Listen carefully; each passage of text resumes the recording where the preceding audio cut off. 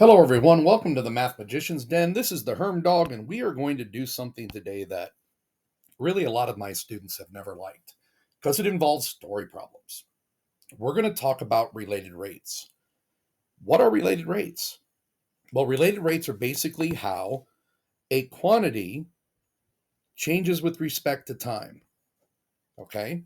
It's how a quantity changes with respect to time. So, what does that mean for us?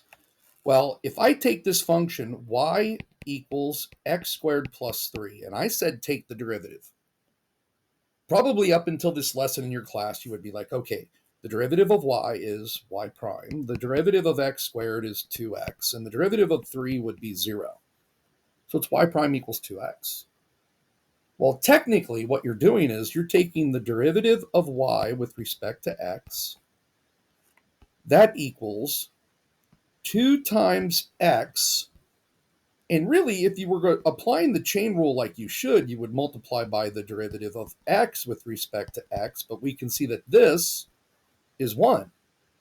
So another way to write this is dy dx equals 2x.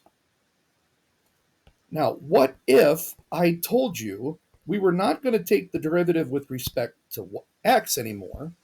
We're going to take the derivative with respect to time, with respect to t.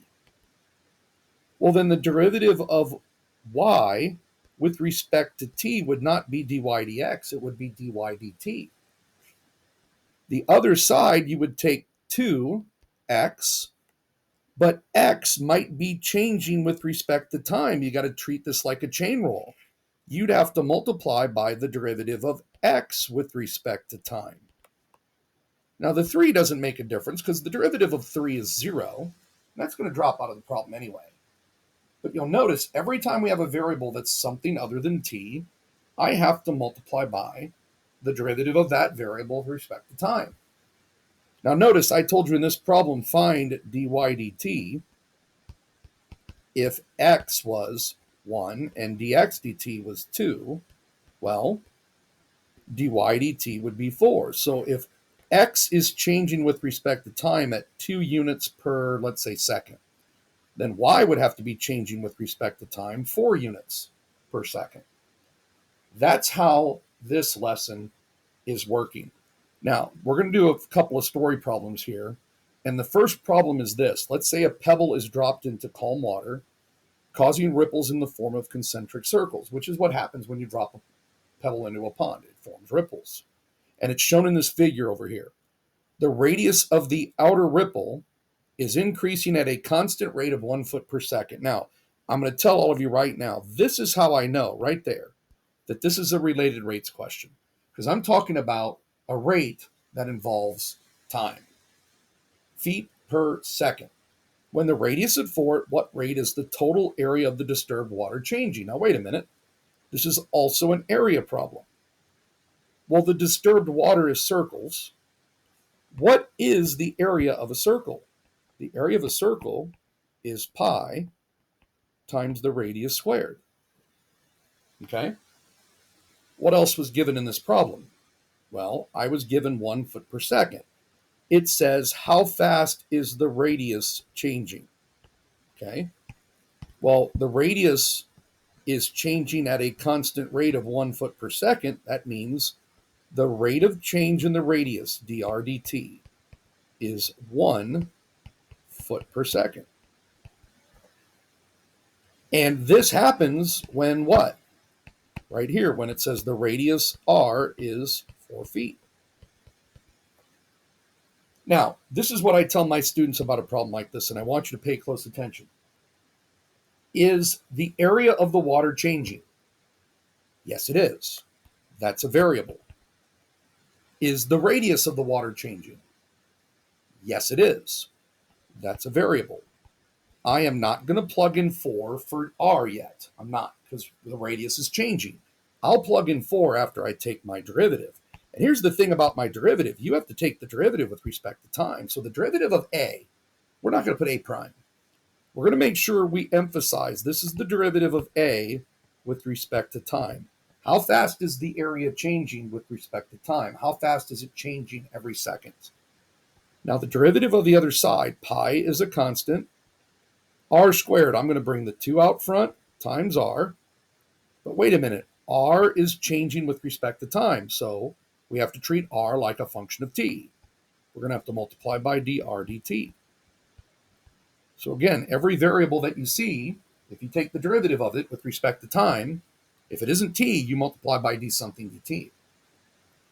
Now, what are some of the values here? Well, I don't know what dA dt is. 2 is a constant, pi is a constant, r is 4 feet, and dr dt is 1 foot per second. Now notice I put the units in here. And what you can see here is I have feet times feet. That would be feet squared per second. Feet squared is an area. Now notice over here, dA dt. The top is measured in area, the bottom is measured in time, so it's feet squared per second. And if I multiply this out, I get 8 pi square feet per second is my answer. Now, obviously, I could put this into my calculator, and I could come up with that this is 25.133 feet squared per second. But make sure you include your units on a calculus question. How did I know it was going to be feet squared? Because dA is on the top. How did I know it was going to be seconds? Because dt is on the bottom. Plus, I put them into my problem. Okay. Let's try another question here. I've got a spherical balloon, because we know all balloons are spherical, right? They're perfectly spherical. Not really, but I know that air is being pumped into this spherical balloon at a rate of 5 cubic feet per minute. Let's stop there. First of all, spherical. Volume is 4/3 pi r cubed for a sphere. Air is being pumped at a rate. This is a rate. This is related rates problem. And it says cubic feet per minute. Cubic feet is a volume. This is dV dt. It's 5 cubic feet, which is a volume, per minute, which is time. So that is dV dt. Find the rate at which the radius changes. Well, the rate at which the radius changes is dr dt, so I don't know what that is. But I want to know when that happens, when r equals 3 feet. That's when that happens. Now again, let's talk about this balloon. Is the volume changing? Yes, it is. So volume stays a variable. Is the radius of the balloon changing as I blow it up? Yes, it is. It stays a variable. I'm not going to plug anything into either one of those variables until I've taken the derivative. And what is the derivative of v with respect to time? It's dv dt. Power rule, bring that 3 out front. It cancels the 3 and I get 4 pi r squared times what? You guessed it. I got to multiply by dr dt because the radius could be changing with respect to time. In fact, it says in this problem that it is. Okay. So let's plug in some numbers. First of all, dv dt is 5,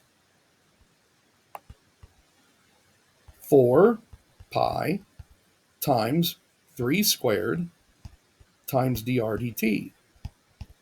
Now, if I were to solve for dr dt, I am basically taking that 5 and I'm dividing by this, which is 36 pi. What would my units be? You notice this time I didn't write the units into the question.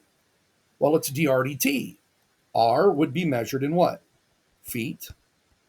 Time would be measured in minutes. Right here, this notation can tell you what your units have to be. It's radius over time, feet over minutes. Notice I didn't touch a calculator. I did not touch a calculator here, and I have my answer. So this could be a non-calculator question. If I wanted the calculator answer, this is 0.044 feet per minute. It's not very fast. But you'll notice I could get either answer. Now we're going to do one more here, and this is one of my favorite questions because I tell you what, I love telling kids to draw a picture of their problem, and you would not believe the elaborate pictures that I've gotten as far as planes and radar stations and things. So I've drawn the picture here for you, and let's read this. An airplane is flying on a flight path that will take it directly over a radar station. And understand, this is the flight path of the plane. It's going to take it right over the radar station. If D is decreasing at a rate of 400 miles per hour when D is 10 miles, what's the speed of the plane? So what do we know here?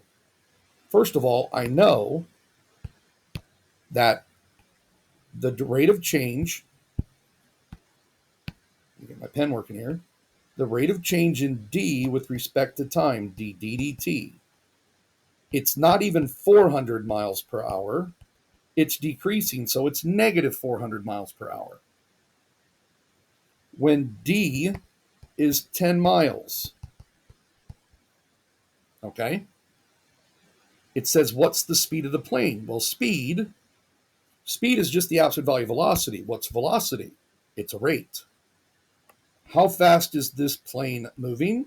Well, it's moving parallel to x.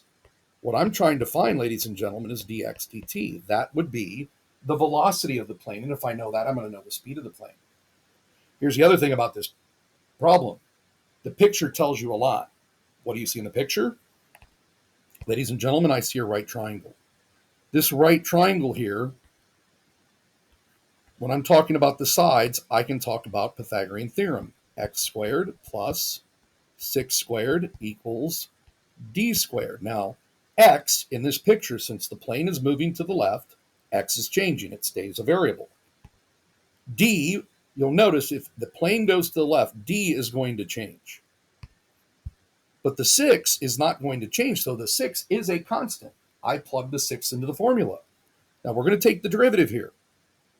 I'm not going to plug in anything for x. I'm not going to plug in anything for d because those two variables are changing. The derivative would be 2x, and you guessed it, I got to multiply by dx dt. On the other side, it would be 2d times the rate of change in d with respect to time, which is d dt. I think already I can cancel those 2's and get rid of those by division. Now, I know d dt is negative 400 miles per hour. I know d is 10. I know I'm trying to find dx dt, but in order to do that, ladies and gentlemen, I got to know x. Well, now that I've taken the derivative, I can use any of the formulas in this problem that I want. In fact, I'm going to use x squared plus 6 squared equals, what's d? 10 squared. So x squared plus 36 equals 100. Subtract the 36, x squared would equal 64. It looks to me like x would equal 8. Once you've got your derivative, you can use any equation in the problem to find any variable that's going to help you solve the equation. So all I have to do here to find dx dt is divide by 8. Now, if I multiply these, this is negative 4,000. And if I divide that by 8, I'm going to get negative 500, and what would be my units? Well, x would be measured in miles. T would be measured in hours because I have miles per hour here. This is the velocity of the plane. But ladies and gentlemen, I didn't ask for the velocity. What did I ask for? I asked for the speed. I need the absolute value of the velocity. The speed of the plane is 500 miles per hour. Maybe I should have drawn a different plane. I don't think that prop is going to go 500 miles per hour, but this is the answer to this question. I hope this introduction to related rates helps you. If you like the video, please like and subscribe. I'll be posting more videos about related rates later on.